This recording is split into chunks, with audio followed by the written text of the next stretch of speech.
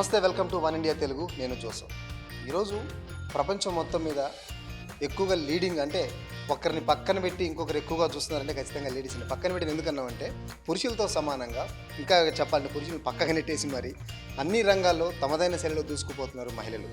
మార్చి 8వ తేదీన అనగా ఈరోజు ప్రపంచవ్యాప్తంగా మహిళా దినోత్సవం జరుపుకుంటున్నారు. సో ఈ నేపథ్యంలో మహిళలు ఒక రంగంలోనే కాదు, అటు రాజకీయాల్లో కావచ్చు, సినిమా రంగంలో కావచ్చు, పైలట్స్ దగ్గర నుంచి ప్రతి ఒక్క రంగంలో కూడా వాళ్ళు తమదంటూ ఒక ప్రత్యేకత శైలి చాటుకుంటూ ముందుకెళ్తున్నారు. అందులో భాగంగా ఈరోజు నెల్లూరు నగర మేయర్ స్రవంతి జయవర్ధన్ గారు ఇప్పుడు మనతో ఉన్నారు. ఆవిడతో మాట్లాడే ప్రయత్నం చేద్దాం. మేడం, ముందుగా మీకు మహిళా దినోత్సవ శుభాకాంక్షలు. సో ఇప్పుడు మనం అనుకున్నట్టు మహిళలు ప్రతి రంగంలో కూడా అద్భుతంగా దూసుకెళ్తున్నారు. ఒక మహిళా మేయర్గా ఎలా ఉంది మీ పదవి బాధ్యతలన్నీ కూడా? రాజకీయాల్లో చూసుకుంటే మహిళలకి మంచి అవకాశం. అంటే నేను పర్సనల్గా చెప్తున్నాను. ఇప్పుడు రాజకీయాల్లో చూసుకుంటే మనకి రాష్ట్ర ప్రభుత్వం కూడా మహిళలకి 33% రిజర్వేషన్ కల్పిస్తుంది. గత ప్రభుత్వంలో కూడా చూసుకుంటే 50% రిజర్వేషన్ కల్పించాలన్న ఆలోచన కూడా చేయడం జరిగింది. మన నెల్లూరు జిల్లాలోకి వస్తే ఇప్పుడు చూస్తే ప్రధానమైనటువంటి స్థానాల్లో జెడ్పీ చైర్మన్గా ఆనం అరుణమ్మ గారు ఒక మహిళగా ఉన్నారు. ఇక్కడ చూస్తే నగరపాలక సంస్థ మేయర్గా నేనున్నాను. ప్రధానమైనటువంటి స్థానాల్లో కూడా మహిళలుగా మేమిద్దరం కీలకమైనటువంటి పాత్రల్లో ఉన్నాము. కార్పొరేషన్ విషయానికి వస్తే ఇప్పుడు మహిళా కార్పొరేటర్లు జెంట్స్ కార్పొరేషన్ కన్నా కూడా మహిళా కార్పొరేషన్లు ఎక్కువ మంది ఉన్నారు. రాబోయే తరాలకు కూడా మహిళలకి ఎంతో రిజర్వేషన్ కల్పిస్తుందని, ఇంకోటి అవకాశాలు కూడా కల్పిస్తుందని కూడా తెలియవచ్చు. మేడం, ఎలా ఉంటుంది మేడం ఒక మహిళ బాధ్యత? ఉదయం లేచిన దగ్గర నుంచి ఒకవేళ హౌస్ వైఫ్స్, హోమ్ మేకర్స్ అంటే ఓకే, ఇంట్లో పిల్లల్ని రెడీ చేసి భర్తకి క్యారేజ్ పెట్టి పంపిస్తారు. మీలాంటి వాళ్ళు అంటే అటు రాజకీయాల్లో ఉండాలి, అటు ఫ్యామిలీని చూసుకోవాలి. ఈ రెండు ఎలా బ్యాలెన్స్ చేయగలుగుతారు? ఇది కేవలం మహిళలకే సాధ్యమా? ఎవరైనా చేయొచ్చా అంటే ఏం చెప్తారు? అది కేవలం మహిళలకే సాధ్యం అని చెప్తానన్నా. ఎందుకంటే మహిళలకి న్యాచురల్గానే ఈ హౌస్ వైఫ్ కానీ, ఎంప్లాయీస్గా కానీ, ఇప్పుడు రాజకీయాల్లో ఉన్న మహిళలు కానీ సహజంగా ఫ్యామిలీని ఫస్ట్ ఇంటి దగ్గర నుంచే వాళ్ళ మైండ్ సెట్ని మార్చే విధంగా మార్నింగ్ నుంచి వాళ్ళు లేచిన దగ్గర నుంచి కూడా ఫ్యామిలీని చూసుకుంటూనే జాబ్స్ చేసే మహిళలు ఉన్నారు, రాజకీయాల్లో ఉన్న మహిళలు ఉన్నారు, వివిధ బిజినెస్ చేసే మహిళలు కూడా ఉన్నారు. అంటే న్యాచురల్గానే మేనేజ్ చేసే తత్వాన్ని మహిళలకి గాడ్ గిఫ్ట్గా ఎప్పుడో ఇచ్చేసాడన్న. దాంట్లో ఆలోచన ఏం అవసరమే లేదు. ఎందుకంటే అది న్యాచురల్గానే మహిళలకి వచ్చేస్తుంది. ఇంటిని తను చేసే వృత్తి ఏదైనా సరే రెండిట్లో కానీ గెలవాలన్న ఆలోచనతో తను ప్రయాణిస్తూ ఉంటాడు. భార్యాభర్తలు ఇద్దరిలో ఎవరు ఎక్కువ అంటే ఏం చెప్తారు మీరు? ఇప్పుడు తను బయట చూసుకునే దాంట్లో తనే ఎక్కువ, ఇంట్లో చూసుకోవడంలో మహిళలు ఎక్కువ. ఇప్పుడు ఇంటికి వచ్చిన తర్వాత ఎవరు ఎక్కువ అంటే మహిళలే ఎక్కువ. ఇప్పుడు అదంతే. ఇప్పుడు ఆ విషయంకి వస్తే ఇప్పుడు బయట చూసుకోవడం అంతా కూడా జెంట్స్.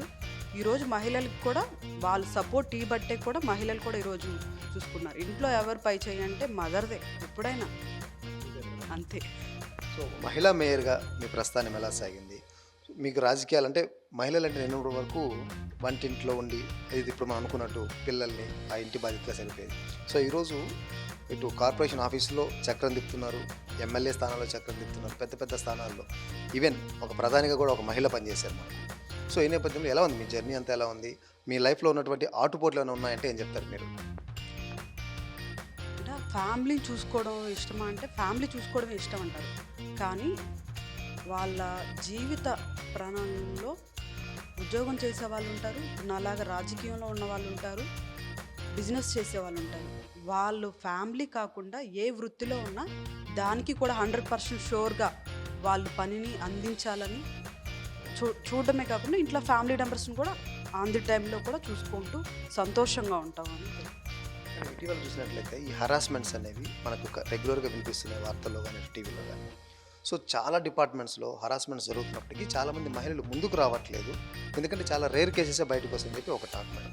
సో నిజంగా ఎందుకు మహిళలు బయటకు వచ్చి నిజంగా వాళ్ళ మీద అట్లాంటి హరాస్మెంట్ జరిగితే సో ఈరోజు పోరాడితే న్యాయం అనేది మనం అందరం చూస్తున్నాం. సో ఎందుకు చాలామంది మహిళలు బయటకు వచ్చి చెప్పుకోలేకపోతున్నారు?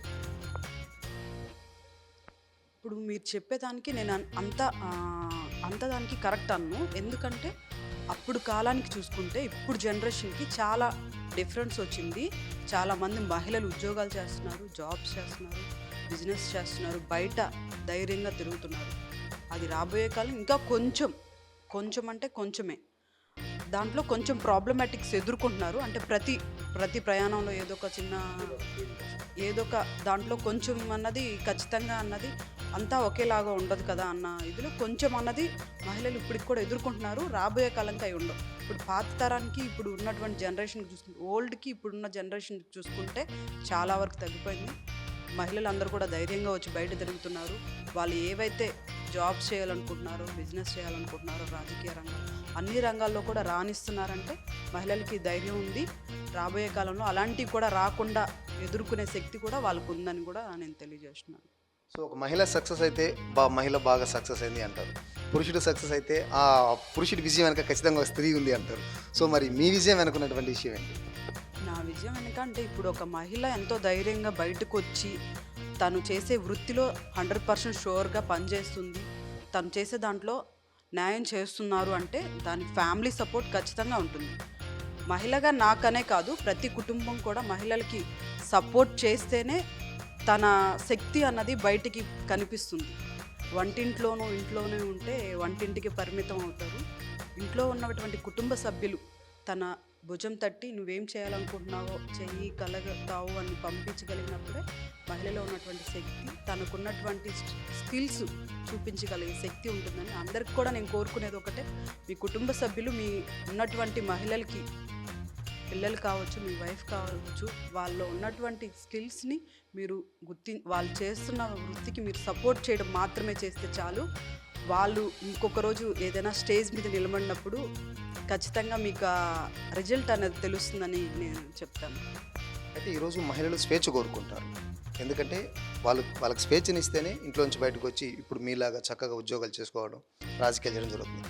అయితే కొన్ని చోట్ల ఇచ్చిన స్వేచ్ఛని మిస్యూజ్ చేసుకుంటున్నారు అనే ఒక రూమర్ కూడా వస్తుంది. దీని గురించి మీరు ఏమంటారు? అంటే అది ఇప్పుడు టెక్నాలజీ మారుతూ ఉంది. దాన్ని మనం రాంగ్గా యూస్ చేసుకుంటే అది చెడు ప్రభావంగానే పడుతుంది, మంచిగా చేసుకుంటే మంచి ప్రభావం పడుతుంది. అది ఇప్పుడు మనం చూసుకుంటే చెడు ఉంటుంది, మంచి ఉంటుంది అంటలా దానికి నిదర్శనం అదే అని నేను చెప్తాను. రెండు వైపులా ఉంటుంది.